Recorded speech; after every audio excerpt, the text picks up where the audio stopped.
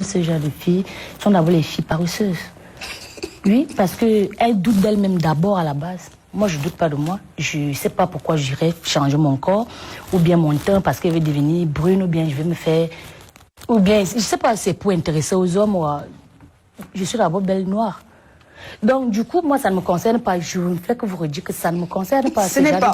On va voir votre avis en tant que web comédienne. Vous êtes. Moi, je suis une web comédienne. Et comment est-ce que tu veux que je me concentre sur la vie de quelqu'un qui change son corps? Peut-être elle se dit que c'est son travail. Elle se dit que quand elle va changer son corps, quand elle va avoir les fesses et les seins, peut-être qu'elle sera plus belle et elle sera plus, je sais pas, elle aura plus de vie que ça. Ce sont des paresseuses. Moi, j'ai souffert dans ma vie. Moi, j'ai travaillé un peu de partout pour arriver, pour être web comédienne, parce que je suis même pas encore arrivée. J'ai même pas encore fait le cas de ce que je veux faire de ma vie.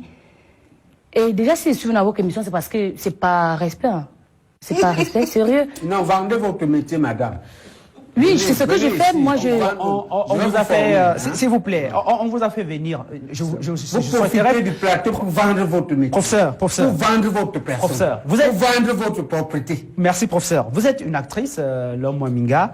C'est la raison pour laquelle je vous ai fait venir sur ce plateau, parce que au quotidien, vous mettez en scène les réalités de notre pays, et particulièrement celle de la jeune fille. Je vous parlais tout à l'heure de la parodie avec Edouard Monon Glacé. Vous revenez sur cette affaire de Dubaï. Alors, quand vous le faites, quel est le message que vous voulez passer à la jeune fille? Qu'est-ce que vous voulez faire pour que la jeune fille comprenne que tout ce qui brille n'est pas or? Mais justement, c'était une façon de dire aux jeunes filles que la vie facile en fait, ça ne mène nulle part. La vie facile ne mène nulle part. Avant même d'avoir même un homme qui va te donner l'argent, il faut d'abord être indépendante toi-même. Quand j'ai indépendante, c'est pas aller vendre son corps ou aller faire ceci. Savoir faire quelque chose dans la vie. Il y a des... Bon, on a dit que même les coiffeuses, elles se cachent derrière la coiffure. Mais il y a des coiffeuses qui ont fait la formation pour être coiffeuse. Tu peux faire la formation pour être ta petite coiffeuse et t'en sortir dans ça. Tu ouvres ton petit salon et au fur et à mesure, tu évolues sur ça. Moi, j'ai commencé à voir, j'ai travaillé même dans les snack bars. Je vendais la viande au bout en route. Moi, mon métier est venu seul parce que je ne m'attendais même pas. J'ai fait une petite vidéo qui a fait boum, mais je me suis rendu compte que moi, j'avais un talent caché. Et j'ai décidé de laisser tout ce que je faisais pour me concentrer dessus.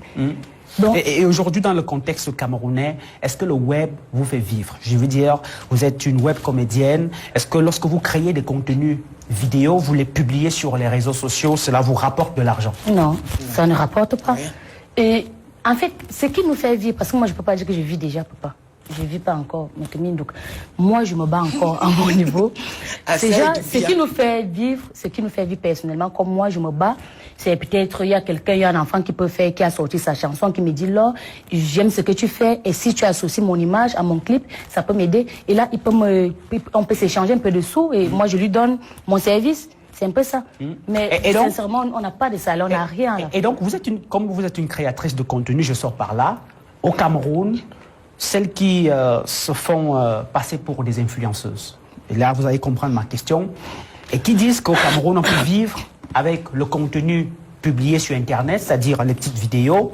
Est-ce qu'aujourd'hui, elles sont peut-être dans une logique de ne pas donner la vérité aux Camerounais, celle de savoir qu'à travers le contenu concret sur les réseaux sociaux, on peut gagner de l'argent qui nous permet d'aller passer les vacances à Dubaï? Non, ça, ce sont des conneries. Moi-même, je fais dans les contenus. Une fois, tu peux poster une vidéo sur YouTube. Ça va te donner combien? Ça ne peut pas te donner 1 million ou 1 million ou bien 2 millions, non. Ça peut te rapporter un peu de sous pour te permettre d'acheter ton savon, d'acheter ton lait de toilette, mais pas pour dire que tu vas aller passer les vacances à Dubaï, non. C'est un billet d'avion.